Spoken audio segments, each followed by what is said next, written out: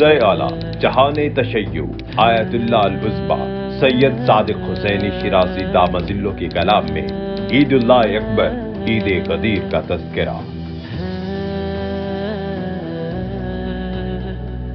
جن لوگوں نے حضرت امیر المؤمنین علی ابن ابی طالب علیہ السلام پر ظلم کیا اور ناجائز طریقے سے ان کے حق کو غصب کیا،